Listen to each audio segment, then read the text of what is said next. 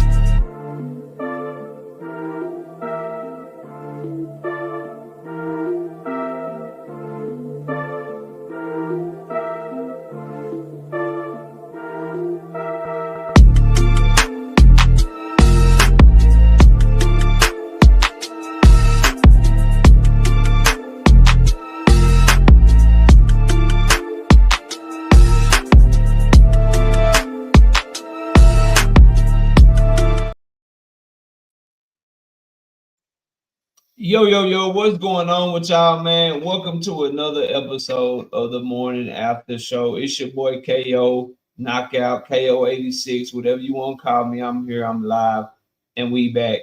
Smash the like button as you come in the building. I got the singing OG in the building. Let me bring him up. It's my homie. It's the OG, KC Boxing Network. KQ, what's going on with you, man? Man, what's going on with you, man? Good morning to you, and good morning to everybody in the chat. Yes, sir. Right. Yes, sir. We had some great fights over the weekend. And we have a lot of breaking news, a lot of hot news in boxing to talk about. So we're gonna get straight to it, you guys. Let me we got 86 people in the building. Please be sure to smash the like button, run those numbers up, and let's get to the action. Let me first say what's up to Matthew Bishop, being a member for 3 straight months. He say, KO, salute fam, respect the grind from Be More. Respect to you, bro. I'm gonna speak to everybody in the building. Then me and KQ gonna drop this news on y'all, man. We got all things. Andy, hey, Hill, Knockout. Zach. I'm sorry. Yes, Knockout, I'm sorry. sir. I don't want to interrupt, but I want to say shout out to Ty in the CashApp. All right, I appreciate it. All right, thank you, Ty. All right, that's all I wanted. Okay, I think is that KQ cutting up or am I cutting up, y'all? Can you hear me, KQ? Yeah, I can hear you. Okay, I think you better now. I think we're good. Oh, all right, let me turn it back on. Okay, all right. Salute to Zach in the building, Boudreaux, Hunter on the Hunt, double, Tim Carey, not Jim Carey, Ty Draper, Terrell Jackson, Ivan LD, Intellect. What's up with it? In the building, boxing. I see you, bro. Big Block, Joseph Bermia. We got Matthew Bishop in the building, Devontae Cromwell, Blitzum J. What up? We got Sunchild, what's good with the Sunchild? Jalen James, what's up, bro? Keith Phillips, Dr. Mark, what's happening with you? Jay, So Black, what's up? Renora Wells, DC Drake, my dog Ronnie Bravo in the building. What's up, Ronnie? We got Eric Shelton, we got King, we got Crush the Legend, Josh Sanders, Kamal Eyes, Ricky Williams, George Gordon. What's up, George? Texas DT20. We got 10 in the building. Frederick Littlejohn, Brandon Broussard, LaMarcus Robinson, Buck Style, Creole the Traveler, and that is everybody right now. 116 people in the building. Let's get a like check going real quick. Where are we at on the likes? Let's get 100 likes really quickly. Don Ballin, what's up with you? What are you doing over there? You doing an old man dance? What are you doing? No, no, just run the lights up, baby. Oh, okay. Yeah, you over there doing an old man. What are you doing? It's too early for that shit, man. Why I In the gotta be way, it's old? too early. Why I gotta be the old, right? Man. Yeah, I don't know, man. It's like my mic messing up, man. I got a new one on the way, bro. Hold on. I do have a new mic coming, y'all. Y'all just bear with me. I don't know what I can do to fix this mug, so I just bought a new one. It should be here in a couple of weeks. Um, yeah, we're gonna go like this, man. Hopefully, no, that's not right. Y'all let me know, bro. Roll on the photo. What up?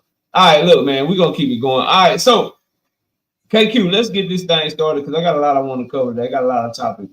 First, I want to start off though talking about the top rank card, bro. I want to talk about Tiger Johnson's performance against Kendo. Tiger Johnson moved up to 147 pounds for the first time in his career, and he looked menacing. He looked fast as hell, and he ended up stopping Kendo in their fight.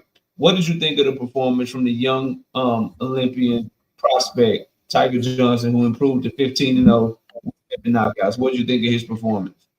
Well, see, I didn't get a chance to see that fight. I was on the zone card, but I did go back and forth, and I did see the Collazo fight, and of course, I watched the Michaela Mayer fight, and of course, I also watched the co-main event. But that fight, Tiger Johnson, I'm quite sure that he felt more comfortable at that weight class. I think when you fight at your weight class, and this is what I've been saying, if you fight at your weight that you pretty much close to walking around at, you'll feel comfortable, you'll feel loose, you feel better, you feel faster, you just feel good all around. And that's what Tiger Johnson probably displayed yesterday. And he came out victorious, and that's what all the fighters should be doing. I'm a big advocate for not weight, they call weight bullying, and Tiger Johnson, he's doing it the correct way. So I'm glad for him. And I think this would be better off for him also in the long run, So, yeah. Yeah, 100%. Am I better now? Can y'all hear me now? I'm trying to figure out this audio, man. Can y'all Oh, hear me? you muffled, and I can hear myself talk. All right, that's crazy. How about now? Great. You were great right now. And I can't even hear myself. So you cool. All right, there we go. Shout out to Cosmic Media. I see you in the building. I'm trying to figure this out, y'all. I apologize for the technical difficulties. We'll have it fixed for y'all, though. Windy City Assassin, what's up, bro? So Tiger Johnson, to me, I think Tiger Johnson is a real good fighter. I had issues with him going into the fight about his ability to finish. He didn't look as impressive as his talent says that he should look in his last few fights. But man, he turned it around and he looked great against Kendo. I did the opposite of you, right? I was watching the top rank card and then I switched over between the main events when it was time for Williams and Pater to fight. So I'm glad we were both able to watch different fights so we can bring different perspectives on both cards. For me though, Tiger Johnson, he looked fast. KQ, his jab was working nasty, and the combinations he was throwing were spiteful. You could just see the hand speed all over him when he was fighting that boy, and he really took that dude to school and knocked him out in like 2.5, 3 rounds. And he looked like at 147, he's a completely different fighter at 147 than what he looked like at 140. He looks like one of those guys that was struggling to make weight, and the extra 7 pounds just opened up something in his game, opened up a level of strength, power, and speed that he looked like he might have been lacking trying to make 140 pounds as a prospect. And it's about time. He's 26 years old. He's an Olympian. And although 26 seems young, bro, you got 25-year-old champions like Keyshawn Davis. You got Abdullah Mason, 20 years old, right there. There's like 17-0 with 15 knockouts. You got Devin Haney, who's younger than you. Shakur Stevenson, only 1 year older than you. So it's time, bro. It's time. Like him and Shushu Carrington were on this card, and they're considered prospect. But they're older than a lot of champions and a lot of top contenders that are, you know, further along in their career. So I'm happy to see Tiger Johnson put on a good performance. I'm happy to see Tiger Johnson look like he might be a new player in the 147-pound division. So that was a really, really good really good performance from him. Ace, I see you in the building. You know, salute to you, bro. Do you got anything else on Tiger Johnson that you want to talk about before we move on? Oh, no. That's it. You know, I'm gonna go back and watch that too. All right. Yeah. Yeah, there's some good fights on there. So you watching the Matchroom card? I mean, the Golden Boy card. One fight I did see on there was in the mini me weight class. That Mhm. the main event. That boy Oscar Collazo, man. Did Woo! you see that? Okay, yeah. I saw that fight too. Talk to me about Collazo down there at 105 pounds and what he was able to do to his opponent, Edwin, man. What did you think of that performance? Man, listen. Collazo is fast. Range generalship is on point. He just had a smaller weight class, minimum weight, and he don't get a lot of press because of the weight classes. A lot of fight fans don't watch smaller weight classes. So he's trying to Fact. bring attention to that weight class. He wants to be another Roman Gonzalez. That's what he's saying. He want to Man, he be don't want me no Chocolatito, man. You just try to put Chocolatito on him because you like no. That's what he Chocolatito, said. man. That's what he said. Nah, man. Yeah. Nah, man. He want. Nah, He man. You want that. trying to get you another favorite fighter, man. Ain't nobody buying that shit, man. What He are you want that talking name. about? He want that name. You know, at 122, and you know he want the name, and they were smaller, and he was throwing, and of course he did get touched a little bit, but of course he turned it up.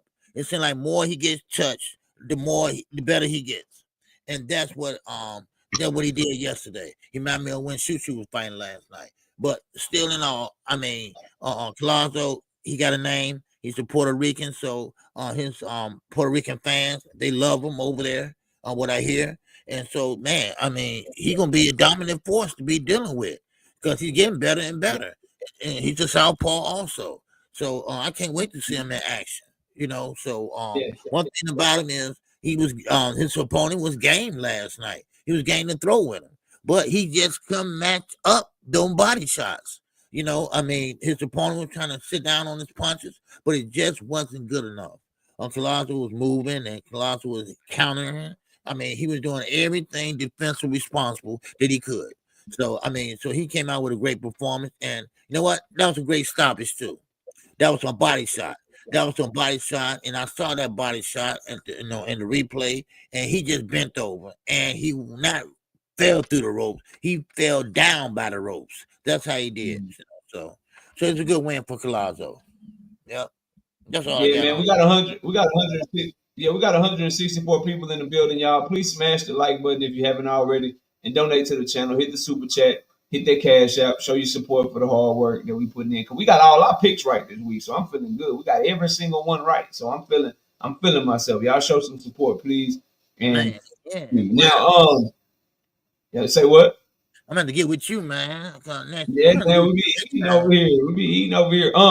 So Collazo to me at 105 pounds, and maybe even 108, he's probably not gonna have any tough competition until he gets to maybe like 112 or 115 or something, and start running into some of those guys. Because he is only 5'1" with a 62-inch arm reach, which is smaller than my daughter's. But whatever, bro. He's a small dude, but the performance from that southpaw stance, as you were saying, the punch placement was crazy. His counter punching ability with the straight left over the top and accuracy was crazy. The body work wrapping around that guard and continuing to work the body was nasty. He got angles with him, with the footwork. He don't seem to get tired and got a good gas tank on him, and he keeps throwing. And he's a finisher, man. He's a guy that he'll, like you said, he took a couple shots, but it wasn't because he didn't have no defense or he couldn't be more cautious if he wanted to. It was because he was going for the kill, bro. So he was willing to put himself in he was willing to put himself in harm's way. He was willing to put himself in the fire in order to get in there and really show that he's that guy. And you can't do nothing but respect that when a guy gets in that ring and decides that he's gonna go for the kill. every single time that he fights, man. So I was highly impressed what Collazo was able to accomplish last night. And I'm telling you, at 105 and 108, that boy a problem, and them dudes not gonna be able to see him now. The only thing is he might got to go to Japan. He might have to take fights on the road and shit to do it, but because Japan run them little bitty mini me weight classes and shit. But other than that, bro, I see him as a difficult guy to beat because the power looks snappy, the punch placement is good, the defense is crazy, and he got everything you could want. His feet match his hands. He can fight on the move. He can do a lot of shit, man. He can do a lot of things in that ring. Collazo is a pound for pound talent that's probably not gonna ever be talked about the way he should because of the weight class that he fights at. If this guy was a lightweight doing this, if he was a welterweight doing this, he'd be talked about much more, especially in American boxing. But Americans, for whatever reason, they do not like vertically challenged, weight challenged people. If your ass is vertically challenged and you little in boxing, they not messing with you. Americans go back. American fight fans go back to like featherweight. If you go anything under featherweight, American fans ain't really messing with you. They anything under featherweight, they not really rocking with it, bro. So so he's kind of at a loss with that, but he's a great fighter, man, and definitely deserves some coverage on the show and on any boxing show that we have. What do you got anything else on him, man? No. I just like to see how he looked in a couple of years. More weight on him and a higher weight class, better competition. That's what I want to see. Yeah, for sure, man. All right, moving on. We got another story. We got a story. I'll take a break from the fight real quick and bring up a story. So Eddie Hearn did an interview. I want to say a day or two ago, KQ, and Eddie said that Shakur Stevenson is willing to wait on Tank Davis now. He says Shakur will stay out the ring till about September, October if he knows he's gonna get the Tank Davis fight. He said that his hands, he's waiting on his hands to get repaired, or his hands to heal up because he hurt both his hands in the Padley fight, which I found interesting. But that he wants to get his hands healed, and then while they're getting his hands healed, he is willing to wait on Tank Davis for a potential fight in October. What do you think of Eddie Hearn's comment? Eddie's full of shit. I mean, this is the second or third lie he has told. Now, of course, Zepeda had to get past Tamron Farmer, and then he gets Shakur Stevenson. Now, what happened to that fight? Because that's what I was thinking of that was going to be next. Of course, now I guess Shakur saw how Zepeda was fighting last night, so he pretty much, I guess, changed his mind. Now he's willing to wait on Tank Davis, but it's not promised. It's not promised that he's gonna fight Tank next, because what I hear is that, of course, Lamont Roach, that fight gonna take place, and after that, maybe Lomachenko. So I mean, you can wait if you want to, Shakur. But you can wait inactive. So I mean, I don't know. He ain't like he's not too bright. I don't know what's going on. I mean, I know Jay Prince about to go to jail. I get all that. But still, you got to focus, dude. And so I don't know who he's gonna fight now. Maybe he can fight his brother. All right, maybe he can fight his brother. His play brother. And so I don't know. But right now, I think Eddie Hearn is just out there running his mouth. Because right now, all he cares about right now is that Conor Benn and Chris Eubanks. That's all he cares about, really, is his fighters and his countrymen. That's all he cares about right now. And Shakur Stevenson's over there flying by the wayside. Of course, no one to fight and no popularity. I mean, how long is it going to take your hands to heal? I mean, you hurt your hands on an electrician Padley, a fighter that doesn't really punch that hard. I mean, is he that hard and got a hard head? I don't know. But something ain't right. Shakur Stevenson hurt his hand punching that guy. I mean, both hands. I mean, it just don't sound right to me. But I wish him luck, though. But hopefully, Tank go ahead and finish it and get him out the way. All right. Therefore, we'll have no more talk, and we'll get it out the way. Yeah, that's a good fight. That's a good fight between him and Tank. We can cut all the rumors out and be settled. And of course, that would be the end of it. Hopefully, But then again, it always been excuses. But that's all I have on that, man. You know, I'm not rocking with that, man. You know, Yeah, man. Shout out to Todd Draper with the 5-piece and the cash out. Appreciate you. And then shout out to Todd Draper back in the super chat with that 2-piece, no biscuit in the super chat. She says Shakur's attempting to mimic Bud Crawford. I mean, you can see it all over the place. Just to respond to your super chat real quick.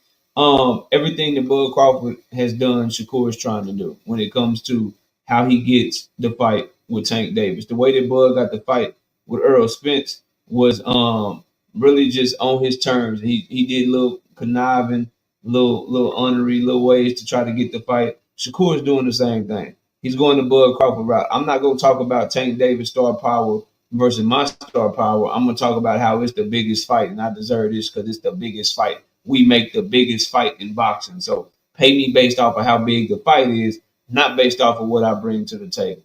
Oh, why can't we talk on the phone directly to make the fight? Earl and Bud talk directly to make the fight. You can see the shit as clear as day coming from Shakur Stevenson. So I've been said that, and I agree with you, and I think that he is definitely gonna do that. No one said it did, Jalen. I don't even know why that's coming up. As far as Shakur waiting for Tank Davis, I call bullshit, and it's because of the messaging and the different ways that Eddie Hearn and Shakur Stevenson have approached this situation. In one breath, Eddie Hearn to tell you that he was told not to make the Gervonta Tank Davis fight when Shakur Stevenson was thinking about signing with him. But then in the next breath, with quote unquote one fight left in Shakur Stevenson's time with Eddie Hearn, the Tank Davis fight is the only fight that he wants to talk about. Okay, I don't buy that bullshit. In one breath, Shakur Stevenson will tell you that his hands is so fucked up. He got to call Floyd Mayweather. He got to get his hands right so he can save his career.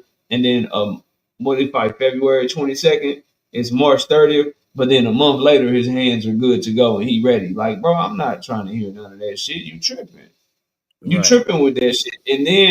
And then furthermore, bro, like you wouldn't wait on Tank Davis in the summer of 2024, but now you'll put your career on hold for months to wait for him. Like, get out of here, bro. Like that's what I'm talking about, bro. That makes absolutely positively no sense, bro. What they're trying to tell you. At the end of the day, PBC, Tank Davis team, they know Shakur Stevenson's time at Eddie Hearn and Matchroom is coming to a close real soon. So why would I go and make a fight, a cross-promotional fight with you and your promoter when I can just wait for you to be free? No, you're going to play out the rest of that whack-ass contract that you got while we doing our thing over here. And then when you get done, come holler at us, bro. Nobody's gonna do no stupid shit like that. Like, you want to talk about how Shakur is moving, how Bud is moving, and what he's trying to do. Well, we already saw this. Premier Boxing Champions did well with Bud Crawford. We just gonna wait for you to get free, bro. We're not making no cross-promotional fight with you if we don't have to, and we know your contract's coming up. They're gonna do the same thing with Shakur. You talking about you got one fight left with Eddie Hearn? Okay, have you one fight. Come back and holler at us. Come back to the table and holler at us. Let's see what we can do. But until then, bro, ain't nobody believe that. You ain't waiting on no goddamn Tank. You gonna continue to fight bums. You gonna continue to fight people that probably ain't got no shot to beat you, so you don't drop the bag. And that's why they're not talking about Zepeda as much. They don't trust his goddamn hands, bro. Yep. It's hard because Zepeda, you can call Zepeda sloppy. You can say Zepeda don't have the skills of Shakur Stevenson. The last thing Shakur Stevenson and his team want is for a fight to break out with William Zepeda. And what the Tevin Farmer fight showed me, even though Zepeda ain't knock him out, he beat him 2 times. But what it showed me is you're going to have to fight that Mexican dude up off of you, bro. And we'll talk about Zepeda and Farmer in a minute. And Farmer took a lot of punishment to go the distance with him. And he had to sit down. He had to sit down and fight in a lot of moments that he didn't want to handle Zepeda. So he may not be that good to you, Jalen, but is Shakur Stevenson good enough to keep it from turning into a fight? That's the problem. Y'all keep saying ain't that good. Shakur does this, Shakur does that. Can you run around the ring long enough to keep it from being a fight? Can you dodge 7, 8 punches at a time and fire back and have the heart to sit there in the pocket with him? That's the question, bro. Yeah, that's what niggas need to be worried about. Y'all clearly don't know how matchups go. If you trust Shakur Stevenson against Zepeda after what you saw with Nakatila, after what you saw with Edwin, boy, y'all niggas is crazy as hell. Y'all crazy as hell, bro. Y'all clearly don't know what the hell you looking at, man. We got Ty Draper back in the super chat with the 5-piece. You don't think he will re-sign KO because he doesn't really have any other options? I think he's going to continue to re-sign for no smoke and as much money as he can while he waits on the Tank Davis fight. I don't think he's going to sign anywhere and test himself right now because of what's going on with his hand. That's why they ain't talking that Zepeda shit, man. Yeah, Like, go ahead. that's Go ahead. a bad for an unhealthy Shakur Stevenson. Go ahead, KQ. What do you have? No, I'm going to say, do you have down about Bud Crawford, the statement he made? Were you going to talk about that? Yeah, we got that. We got okay, that for sure. Okay. Yeah. So I do wanna say this too. While we staying on Shakur Stevenson, because Dundrick brought it up, and then we'll get back to a couple of fights. Shakur, hold on. And this is some more messaging, right? So in one breath, hold on, let me add this. I like to keep super chat too. Let the people know where we at. All right, there we go. My stuff tripped out for a moment. Okay, there we go. Shakur, and I spelled his name wrong. Shakur says Tank Davis might get stopped by Lamont Roach in a rematch, which goes against, if you think he might get stopped, what the fuck you waiting on him for? The hell you waiting on him for? So, do you think that Tank Davis is in a position where Lamont Roach is going to stop him when they fight in a rematch? No, not at all. Like I said, and I think you alluded to it too one day, I forgot, but listen, everybody act like Tank lost. Everybody never seen Tank go the distance. Wrong. He went the distance once before. But when the fight went, okay, yes, he did take Lamont Roach maybe a little lightly. And of course, when things are on your mind, now I'm not giving him no excuses. All right, he could have fought way better than he did. I don't think he took Lamont Roach seriously, that serious. But once again, he did pretty much take him lightly, and he pretty much came out and then step on the gas like he should have. Lamont Roach was prepared.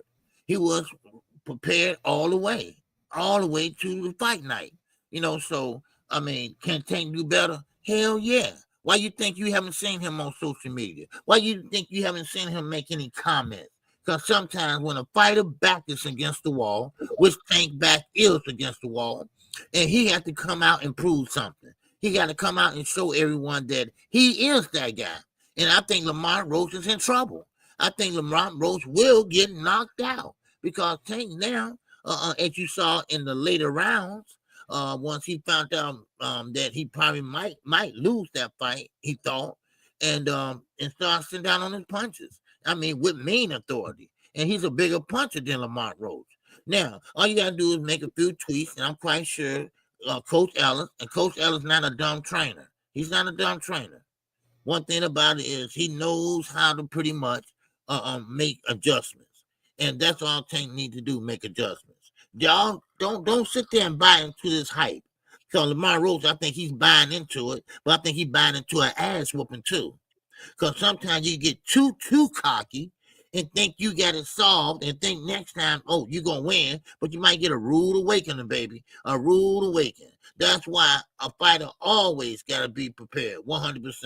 And I think Tank just wasn't prepared 100% that night. So we will see the best of Tank.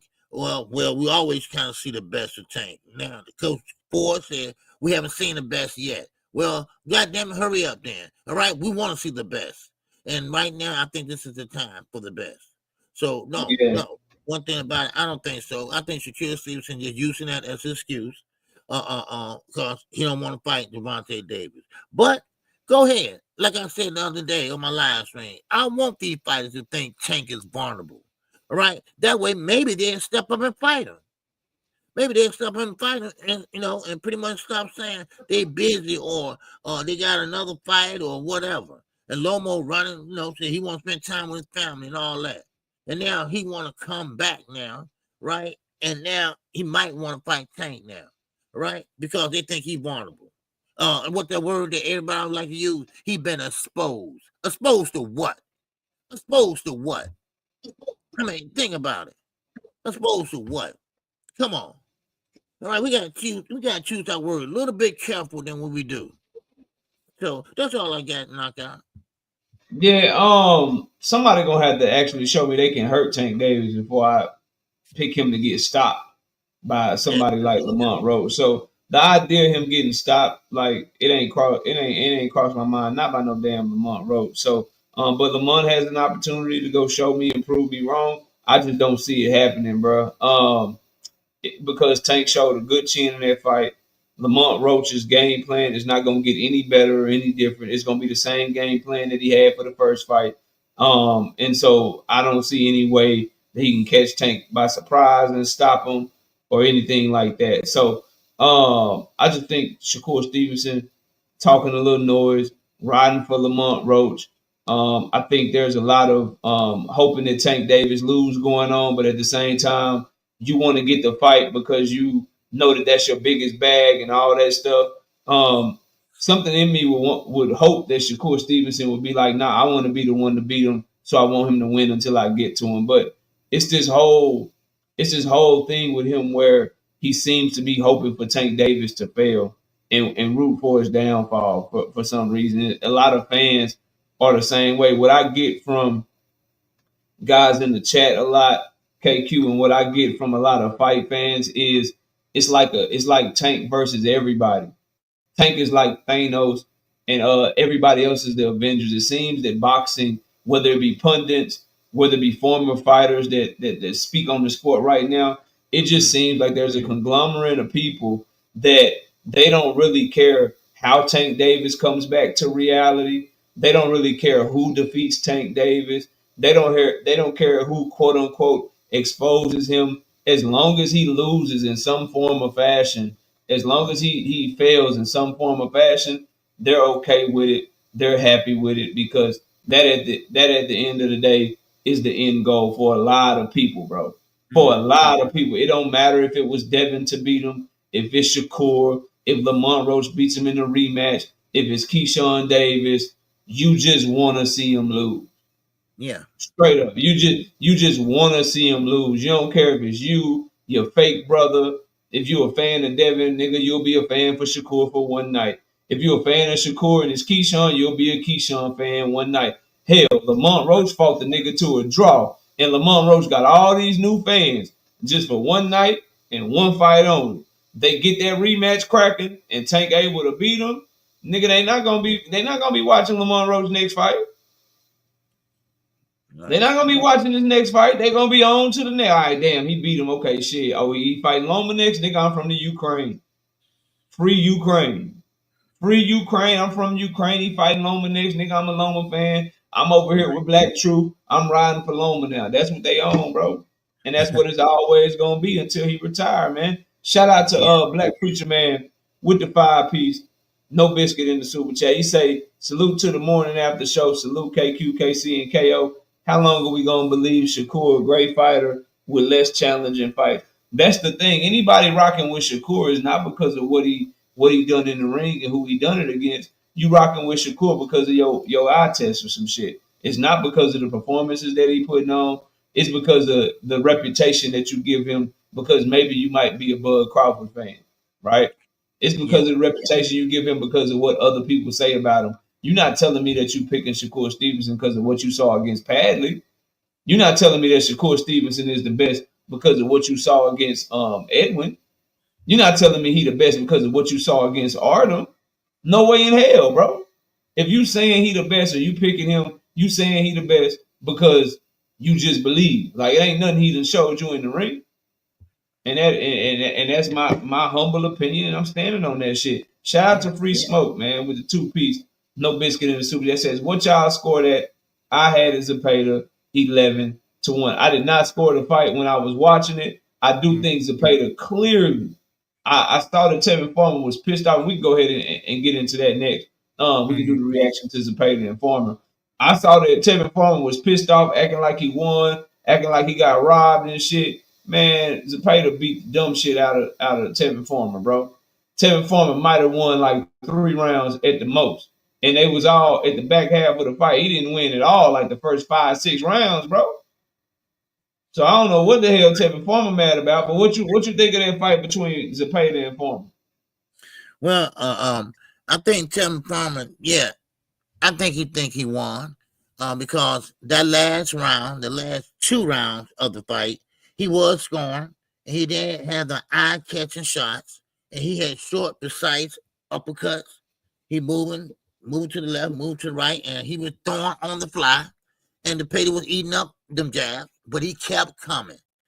He applied pressure round 1 through 8, 1 through 8 nonstop. He was on Farmer, and for Farmer to be 34 years of age, he weathered the storm, and he came back punching too. Now, he had to fight hard, fight when he didn't really have to fight, but he laid it and lingered on the ropes. And I really believe, and I hate to say this because I don't like this in boxing, lingering on the ropes, but them ropes pretty much helped him get through that fight. Them ropes helped him get through that fight because he was able to take a rest, not a big rest, but a short rest in spurts. He reminded me of Floyd Mayweather, Muhammad Ali. They know how to rest in between while they're fighting. All right? It's very hard to do, but them guys know how to do it. And one thing about it, that's what Farmer was doing last night. But he was boxing and moving. He was throwing it left and knocked Zepeda the head back. Zepeda kept on coming, and hit him with the straight right, shoot shine to the body. I mean, nonstop. He was like a machine in there. And then, of course, Farmer, he did his best. Matter of fact, his best round was the last round. And he pretty much was, man, he mustered up every drop of energy he had. And he thought he won, or at least he thought he won. But I don't think he knew. I think he knew he lost, but he was hoping that he won. Put it that way. Because that first fight, okay, the first fight would have been a little bit different if he would have did a couple of things what he did at the fight last night. But I mean, Zepeda, Farmer, good fight though. But of course, I thought Shakur Stevenson would be next, but it looked like Shakur Stevenson pretty much and get out the smoke way again. Get out the smoke again, just like he did with Gervonta Davis the first time, hide behind Eddie Hearn, of course. So, but Farmer, he gonna get some more fights. I think he'll get some more fights because he put on a good show. He's 34, and so he'll get some good fights that what he got left of his career. So, but I think he hurt his hand also knockout. I think he hurt his left hand because he kept shaking it. And also he started it started hurting it during the while he was on the back foot. I saw him squinting and shaking and squinting and hurting. Who was that? Farmer? But Farmer, yeah. So he threw the punch. He was like, right, and then he started shaking it again. But Farmer, I mean, he was in shape though last night. He was in shape and he was ready.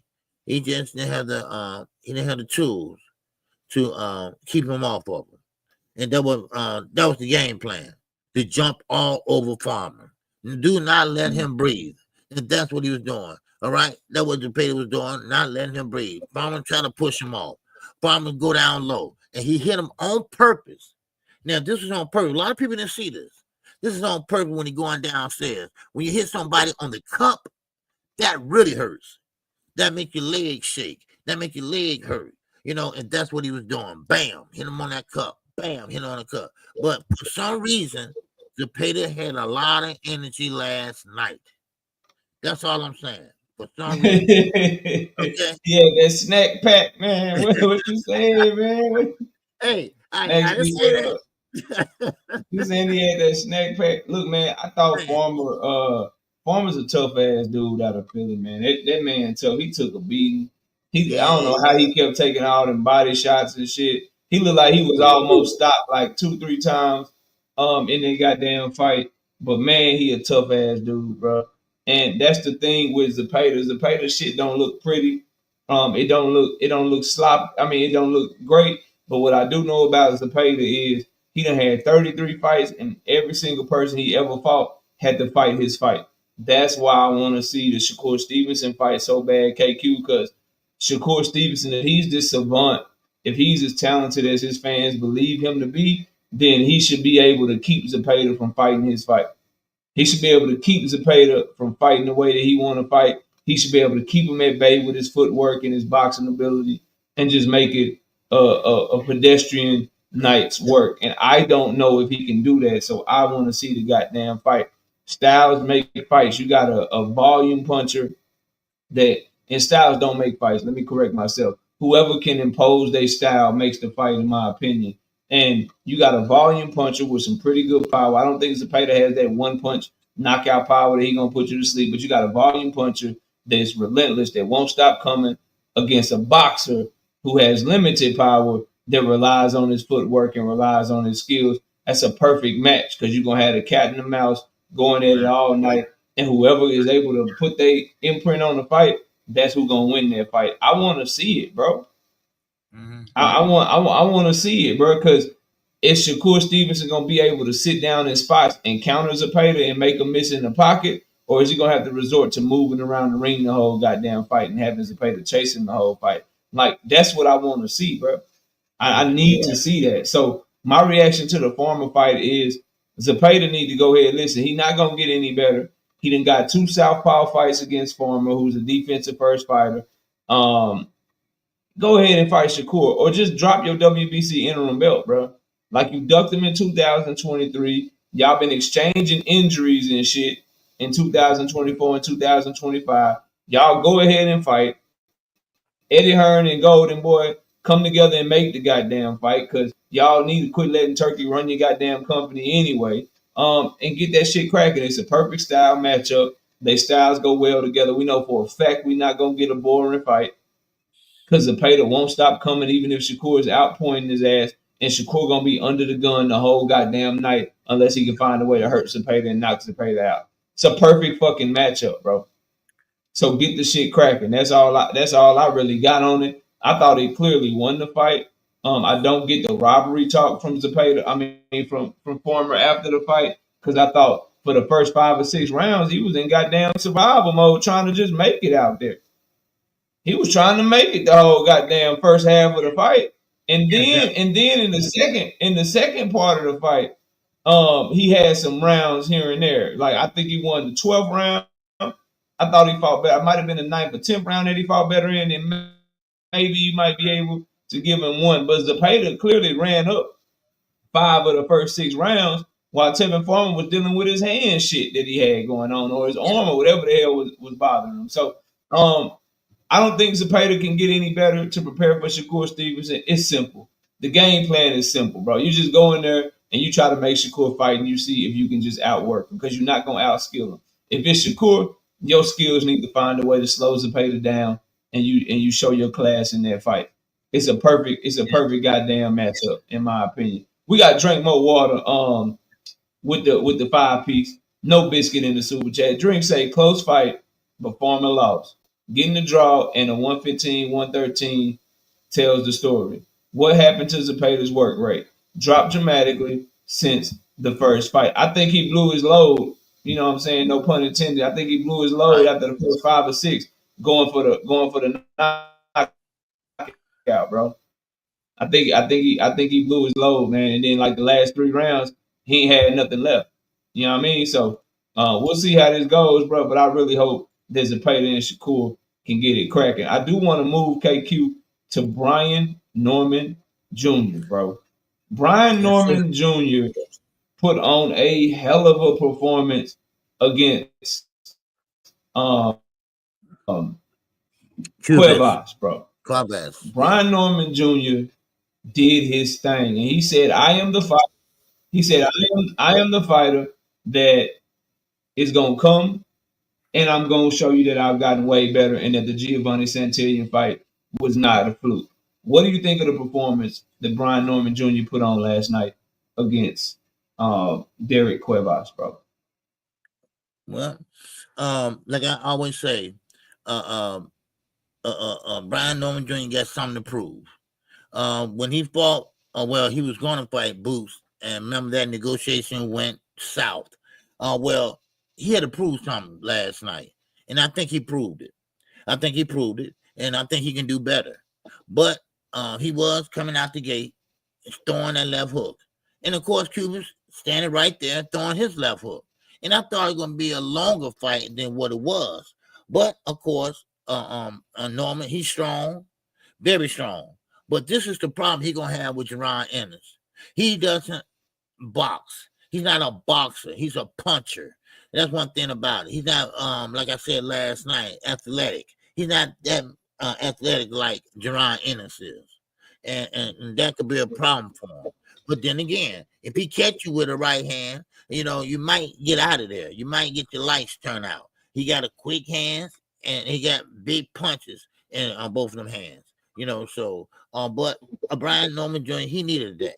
He needed that win, and I think that boosts his confidence up. And he needs to stay busy more. Now, of course, a lot of guys right now at 147 is starting to get a little bit deep, but not deep as 154, but it is getting deep now at 147. So right now, Jerron Ennis, we're going to see how he look in his next fight. And maybe they can work something out, and they can fight each other once again, try to make it happen. But Brian Norman Jr., he was a dog in there last night. He was a dog that took his time, and everything he threw, he was sitting down on every punch. Every punch he threw, he was sitting down on it. So, I'm not mad at his performance. I think he did a great job. Only thing about it is, I don't think he's ready for Jerron Ennis right now. I just don't think so. Okay. But like I say, he is a powerful puncher, and he pretty much can go in there and walk and cut off the ring on Boots, and that can stop a lot of movement too. So, but yeah, that's all I got on that. That's all I got. Yeah, I think Brian Norman Jr. improved a lot. I think he showed a really good left hook. Obviously, the left hook was nasty. His hands were fast. The swivel jab he knocked him across the ring with to make him quit right in the eye was nasty. He did get wobbled in the first round trying to exchange left hooks. So, but he's an aggressive fighter. He's an aggressive fighter. So, you expect that. The issue I still have though, he's robotic with his feet. He doesn't seem as athletic from the waist down, but from the waist up, bro, his hands are fast and powerful. And that boy is nasty with it, man. I like what I saw from him last night, man. He was nasty. The jab was working, stabbing it down to the body. He had some good recognition with what Cuevas was trying to do, and so he started setting up the right hand by using his lead hand to hide it. He did a lot of good things in that fight, bro. He did a lot of good things in that fight. That don't change the fact that he ducked Jerron Boots Ennis last year. Hopefully he don't duck Jerron Boots Ennis again, because if Jerron Boots Ennis is able to get by standing on this, I really want to see Jerron Ennis and Brian Norman Jr. get it cracking, because they got different stories about how their sparring session went. And it's only one way for them boys to find out and see what the hell going on. Shout out to Black Preacher Man with the 2-piece and super chat. Brian should be going after Barrios next.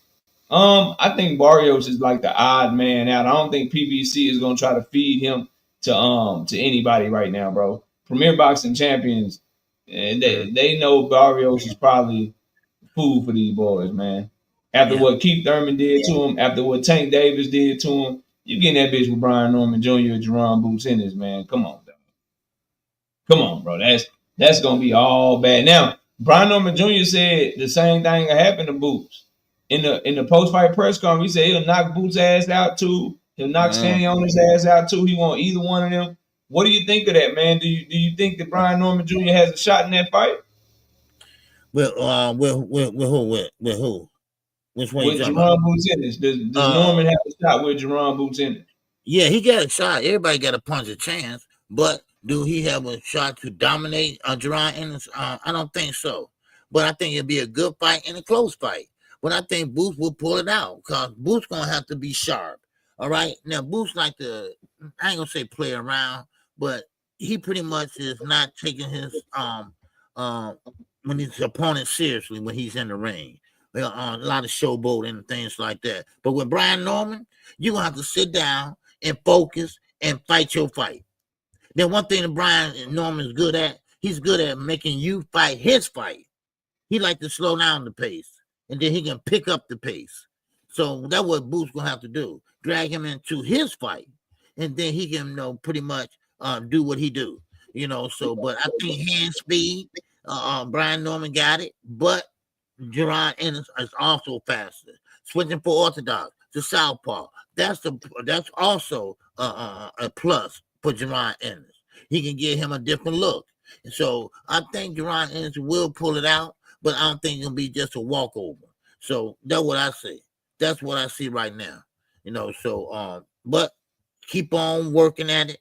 Brian Norman, at first I remember, man, 5 years ago, everybody thought he was trash. But now, look at him now. He's coming back and he's looking good.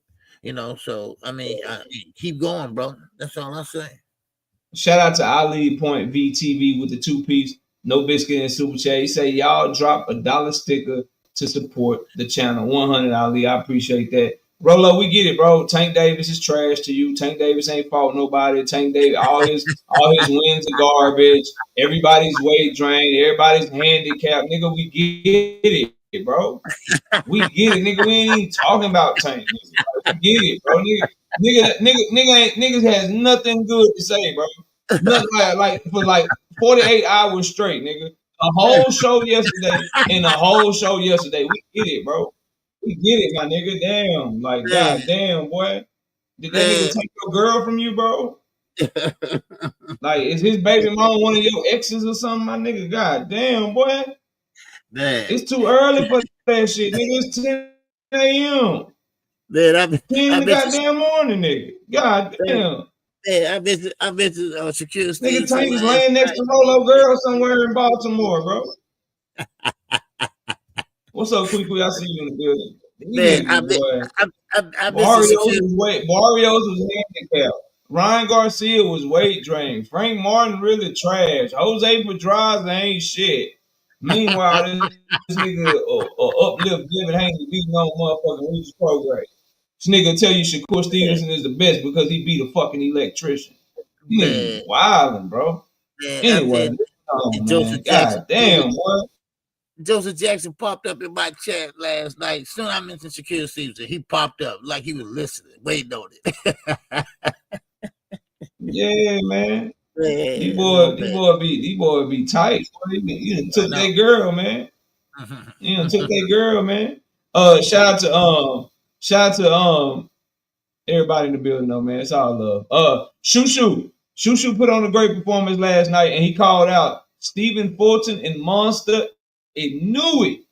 Shushu got a knockout in like the second round against a guy, Enrique Vives, that never been stopped before. What do you think of Bruce Shushu Carrington? Man. And his performance against Enrique Vives. When is he gonna be ready for a title shot? Go ahead. Man. Well, for one, I don't think he's ready for anyway. I just don't think he is. Two different styles. I know style made fights and things like that. But I look at Shushu as a brawler, as a puncher, but not as a boxer. Now, I look at anyway as a boxer puncher. That's how I look at it. Now, of course, Shushu, man, he need to step it up and keep stepping it up.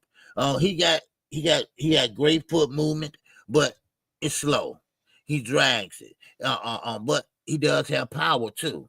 See, that's the funny thing about it, and that's kind of odd. Earl Spence kind of like that. Earl Spence had slow feet, but he had power. And power comes when your feet on up. But still in all, Shushu pretty much going to have to box a little bit more to keep up with Inoue. Inoue pretty much will box the socks off of him right now. So I think he need to stay away from Inoue right now. Yes, he do need a title shot, and I think Cool Boy Steph would be the right opponent for him. I think he'd be a right opponent for him right now. He from Brooklyn, and you know how Brooklyn they mean, they fight like Hispanics. They get in there and they go toe to toe with you if you have to. But Bruce, he fought his opponent last night, and his opponent was game to go. But of course, you can't stand there and go toe to toe with Bruce Carrington. No way. and Shushu got him out of there like he's supposed to. You know, and he fought like he's supposed to. Matter of fact, he fought better as he get as he keep going on and on. You know, every fight he looking better and better and better. He's still undefeated. He's still undefeated. Now, sometimes I always say, look at the resume, right? But his resume is good. All right, his resume is good. He deserved the undefeated record, and man, and he's gonna be something to deal with in the next couple of years because he's 20, what, 24, 23, 24. So he's still young. He's still learning. Who shoot? You said Shushu? Yeah. Nah, Shushu about 27 years old. He about to be 28 years old, man. Oh, okay then. All right. He old, man. He older then. Okay, so it's time to step on the gas. All right, so I think he need to be getting ready for a title shot then. You know, no matter who it might be, he just gonna have to prepare for it. But yeah, I think he's ready for a title shot now. You know, so but Top Rank did pretty good at moving their fighters and moving them slowly. And but come on, Shushu, you know, he should have been out there with a title now. You know, so let's see what happens next. But yeah, he put on a great performance last night, though. So he did put on a great performance, right? He did his thing. I'm starting to get red flags, though, KQ. You mentioned his left hand being down, and I saw somebody mention that in the chat. You mentioned him that he need to box more. I saw somebody mention that in the chat as well. My main thing is he's calling out Cool Boy Steph. Cool Boy Steph is over on the PBC. He's calling out Monster Inoue. Monster Inoue's at 122 pounds. He's calling out Nick Ball. Nick Ball fights over there in the UK for another promotional company. Why is he not calling out the best fighter at 126 pounds in the featherweight division? Why ain't he calling out Rafael Espinoza, bro? Like, that is the fight. That it's an in-house fight. It's easy to make. He's in your weight class right now. Inoue is not. He's an in-house fight, Fulton and Nick Ball or not. He's a world champion just like them. He's coming out with 2 victories over Robeisy Ramirez. Why isn't he calling out the best fighter in the division, bro? I'm worried about it. I need to see him fight Rafael Espinoza, man. What's the problem? You know, like what's the issue? I don't. So that was the first thing, and I said it leading up to the fight too, KQ. Because leading up to the fight, I was like, "Yo, he calling out everybody except the easy fight to make. Why he ain't calling out that dude?" And that dude right there signed the Top Rank. So that's the fight to me that I want to see for Bruce Shushu Carrington more than anything, because I think he got a shot to get by Espinoza, and I think he'll get a lot of respect for fighting that dude. Man, that dude is a dog. But maybe he don't think he's. Now, what weight class is Angelo Leo in? He's a champion in the featherweight division too. Okay, all right. Yeah, he's the IBF champion. IBF. Espinoza is the WBO. Nick Ball is the WBA, and the WBC is who's the WBC, bro? I might have them backwards. But what I'm saying is, I think Leo will be a better opponent. For Shushu, I think, you know, then Espinoza. That's what I'm looking at, you know, because he's at 126 too. So now I think Shushu want that fight with Espinoza, but I think his team don't think he's ready. This is what I'm looking at, you know, and he got to step now. You say he's 26 years old. He need a title shot now. 27. 27 years old. He need a title shot now. Man, old, bro. Yeah, he need a title shot now. You know, I mean, damn. You know, you don't want to be a 27, 28 prospect or contender. You know, I mean, come on. You know, sometimes you got to double step it up, you know. So, but I can't. Yeah, I agree with that. I just, if you ain't ready, that's cool. But so why you talking about Inoue and shit? Like, if you're not ready and your team think you ain't ready, and that be my problem with Top Rank. That be my problem with these promoters, man. They get these young men out here, get them talking crazy, knowing damn well they ain't about to make these fights yet. And then they make it seem like dudes is ducking them or whatever. Well, bro, you got to do right there in your weight class. There's a world champion. Top Rank runs the WBO basically. So you know they can get you the shot because the WBO is a damn top ranked belt. Call that man out. What's happening? What's cracking, bro? Or you just one of these selective smoke ass motherfuckers, man. Like, I don't like that, bro. Like, call that man out and fight that man. You 27 years old. If you not ready right now, you ain't never gonna be ready, bro. And then we start to see why guys stay amateurs for such a long goddamn time, man. And why they don't turn pro early. Because it be shit like this where when it's time to step up and get it cracking, people don't really want to step up and get it cracking like that, bro. We got one more fight we got to cover, then we got some more topics. We got to talk about. I think you missed a super chat too. Yeah, hold up. Yeah. Hold up. Oh, I got two. I got Rolo in the photo being a member for 13 months. If you knew boxing, you know Padley earned the Kerr fight, beating a hyped up Mark Chamberlain, who was next in line for the WBC shot. So Padley earned the shot by upset. And since he upset a hype job, he got the shot at Shakur Stevenson. Meanwhile, Tank Davis ain't fought nobody. We're going to praise Shakur for Padley, but we're going to shit on Tank Davis for beating Ryan Garcia. Get out my fucking face, bro. I don't give a fuck if Ryan Garcia was drained. I don't give a fuck if Barrios was drained. They better than fucking Padley. Meanwhile, you're calling Shakur the best because the niggas like Padley and Artem, but calling Frank Martin trash, who beat Artem before Shakur beat Artem. Get out my face, bro. Stop trying to argue with me, nigga. Todd Drake for 5 piece. No biscuit in the super chat. Say Shushu is 27, still fighting 10 rounders. What in the top rank is going on around here? Record padding. Todd. That's what's going on. Shout out to Black Preacher with the 5 piece. No biscuit in the super chat. Say the problem is Bob Arum, he is holding Shushu and Mason back. Why they wasn't pushed like Keyshawn? I don't know, bro. Keyshawn probably got he's more charismatic than both of them. And they got she said 80. She said I meant 87. Okay, she said Shushu 87 years old. She said that little nigga old and fighting 10 rounders. Where the 12 rounders at? My bad. I mean no. Shout out to Ty too, also in the Cash App. I appreciate you, Ty. Mm-hmm. Yeah. Okay. Yeah, for sure. What was I gonna say? Oh, damn, I forgot what I was saying. I was trying to read that shit. Anyway, we'll move on though. Long story short. Yeah. Yeah. Long story short, Shushu versus Espinoza to me is the fight I want to see. Now, Michaela Mayer made some adjustments, right? From the first fight with Sandy Ryan, and she beat her much clearer in the rematch. Sandy Ryan would not let her hands go the first part of the fight. Michaela Mayer sat down on her punch. Her punch is better. And she won a unanimous decision against Sandy Ryan, retaining her welterweight championship of the world. What did you think of Michaela Mayer versus Sandy Ryan, KQKC? Man, I mean, Al, her trainer, Mayer trainer, Al Mitchell, long time historical trainer, been around for years and years and years. He know boxing. Him and Stewart over out of Detroit. Man, them guys, I've been knowing them guys. Well, I've been seeing them guys, put it that way, for years. And they know boxing. And Al Mitchell had Mayer together. She had a game plan out of this world. Last time they fought, she wasn't aggressive like that. I mean, she was, but last night, she wasn't as aggressive, I'm trying to say.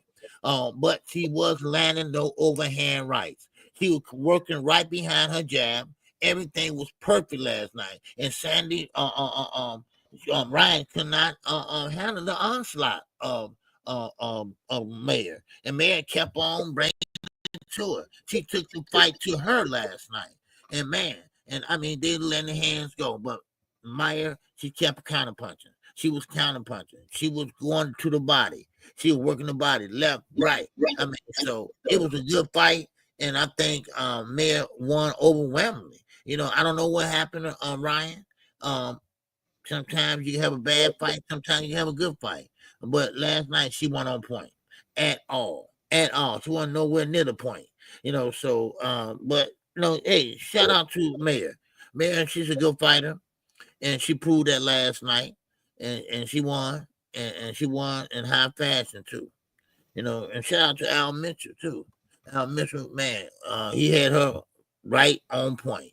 I mean, they had the game plan working, and she working it too. And Al Mitchell, man, all his fighters always got balance. They all throw with balance. They never off balance. Once they throw, they right back in position. If you ever see that, they always back in position. Same with my mayor. Mayor threw the overhand right. Then she come back, throw the overhand right again. You know, so but good fight though. Good fight. You know. Yeah, I was able to call that fight, then went back to the Beta fight after that. You know, so man, I mean, we had a good night in Boston. So, all right, that's Yeah, all I man. got. Michaela Mayer. Yeah, Michaela Mayer is a dog, man. The way that she fought Sandy Ryan off of her, the shot, because she took some shots. Sandy Ryan landed some shots on her, like she did in the first fight. She didn't land as much in the second fight, but she cut Michaela Mayer up, and Michaela Mayer just went through it all and just showed how tough she is, how good of a fighter she is. And at 147 pounds, she's looking like one of the best out there, man. And she's doing her thing. I like that she pushed Sandy Ryan back in spots when she saw Sandy Ryan was the one that was trying to box and not be aggressive like she was in the first fight. Michaela Mayer took the front foot and said, "I don't care. I'll be your Huckleberry. Let's get it cracking," and went straight to it. The body work, combination punching. She didn't punch hard enough to stop Sandy Ryan, but she damn sure got her respect and pieced her up for the majority of the fight. I was surprised that it wasn't as close as the second fight, but Michaela Mayer made those adjustments and showed what you can do in rematches to build your legacy. A lot of people think because a fight goes one way the first time, it can't take on a completely different complexion in the second fight. Michaela Mayer and Sandy Ryan is a great example of once you change your mindset and you decide to do something differently, you can change the way that the fight looks. So this idea that people are gonna get worse in rematches, or if they didn't do as well in the first fight, that they're gonna do horrible in the rematch, y'all better wake up. Fighters can have a bad night and come back and have a great night in the blink of an eye. They're no different from any other athlete. A basketball player can score 6 points against an opponent and then come back and play that same opponent with the same players the next time and drop 30 on your head, bro. So go ahead and doubt motherfuckers at your own risk based on the goddamn one fight. And you're going to end up fuck around and find out, man. We got to drink more water with the 5-piece. No biscuit in the super chat. He said, to be fair, Shushu didn't call out Leo either.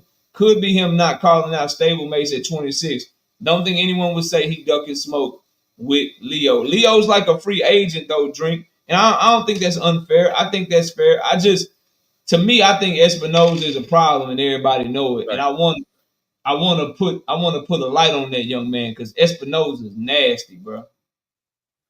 Nasty, bro. He is a nasty, nasty fighter, bro. Nasty fighter. So I give him all the credit in the world for that. One thing that we found out yesterday, KQKC, as we get ready for the last couple of topics of the show, PBC and Top Rank are teaming up. They're teaming up. They're going to be making a lot of fights together. Bob Arum says this is a direct response to Turki Al-Sheikh, that him and PBC are about to be making a shit ton of fights together, including a fight with Gervonta Tank Davis in some of his fighters. Now, I think this is great news for the sport of boxing. I find it funny that a lot of people who are so hype about Turki don't seem to be as hype about this news.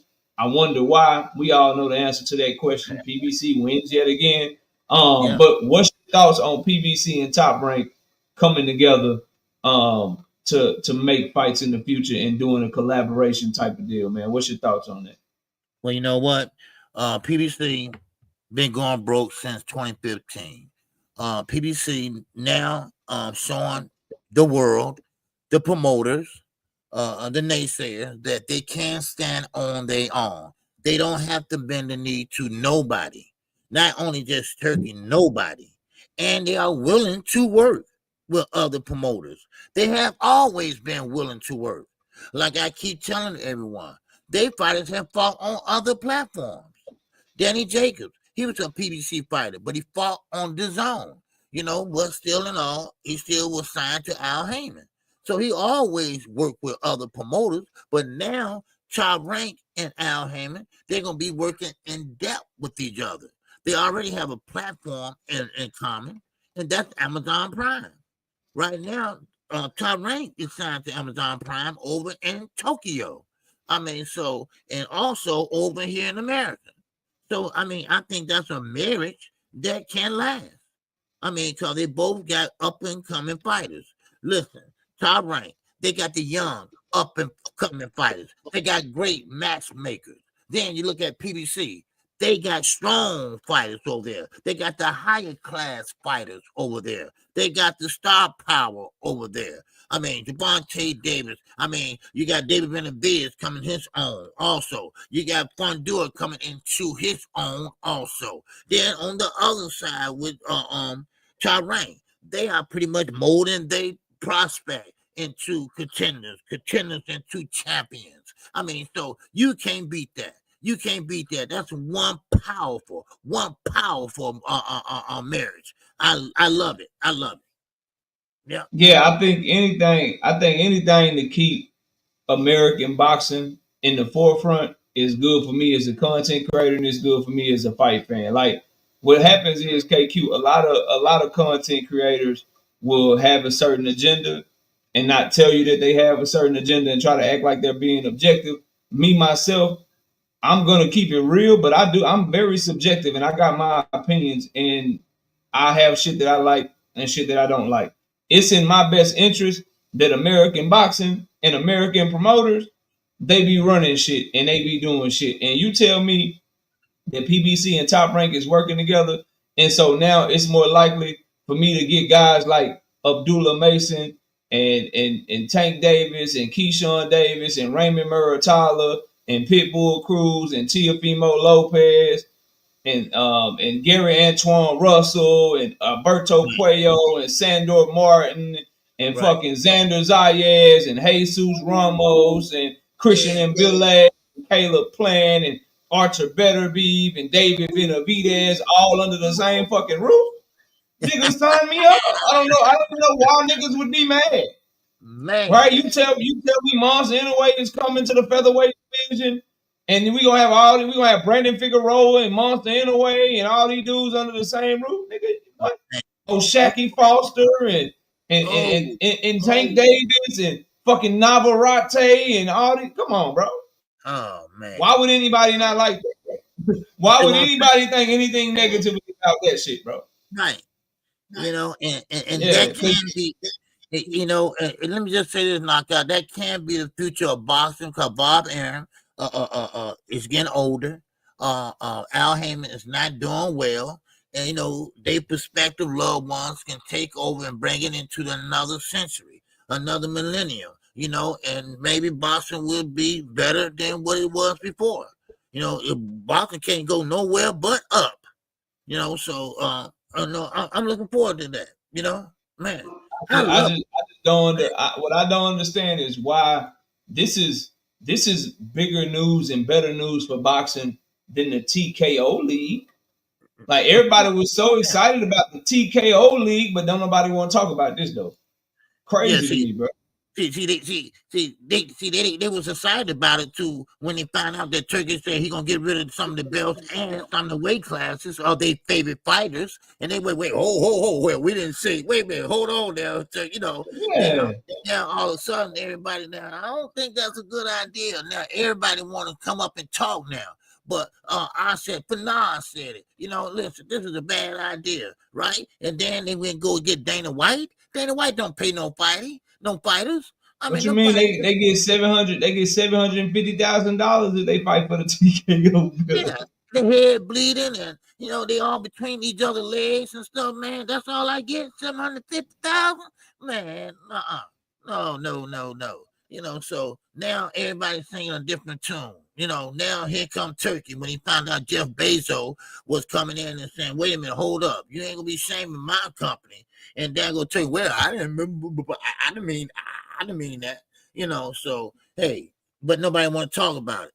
You know, ain't nobody want to talk about it. But I talk about it. I know you gonna talk about it. And I damn know Fanon gonna talk about it. I've been talking about this shit. I told people that this could be happening when Top Rank was about to lose that ESPN contract. I said this is a good play, and it looks like Somebody owe me some money or some shit. I don't know, man. They be listening to me and then doing exactly what the hell I tell them to do, and then I don't never get no credit. KQ should be crazy. And we saw that last night. I mean, we saw how ESPN did Top Rank last night. They made their ass wait 35 minutes before the next card started. They didn't have nothing to do, nothing but show commercials. That's it. Yeah, the whole goddamn time. Shout out to the phenomenal show with the 10-piece. No biscuit in the super chat. He say, salute, bro. We got Kamal Eyes with the 2-piece. No biscuit in the super chat. He says Brian Norman Jr. will continue pricing himself out. Yeah, see, and that's the thing. That is one thing, right? It's gonna make Boots, contract is coming to an end with motherfucking with Eddie Hearn, right? Brian Norman Jr.'s outfit Top Rank is about to be doing business with the PBC. So Brian Norman Jr. might have a shot to get that Mario Barrios fight. So we'll see, man. Like, dude's gonna have to start playing ball, man. If American, because those are the two best stables in American boxing. Like, Golden Boy don't have shit. Matchroom don't have nothing. We know Frank Warren and them don't have nothing. Boxing don't have nothing. Pro boxing's already doing real good business with the PBC. They got like 50 or 60 fighters kind of based here out of America. And those are the three kind of top stables in America. And if Top Rank and PBC together, a lot of shit gonna have to start running through them. So I think it's gonna be phenomenal, man. But do you got anything else, KQ? We at 10:30, man. And we're rapid, man. No, that's all I have, man. All right, man. I appreciate it. I will be live tomorrow. Okay? Yes, sir. Yes, sir. Yes, sir. I'll be live Monday, Wednesday, and Thursday night as always. Y'all be sure to have a great weekend, a great week, a great week, and a great rest of the weekend. And we are going to be back Monday night. I will see y'all soon. Everybody, kiss the people you love. Tell them that you love them. Shout out to Miss KO. Shout out to UKQKC. Everybody in the chat. Everybody in the super chat today. I appreciate y'all. We'll catch y'all on the next one. And we out of here. Peace out, y'all. Peace.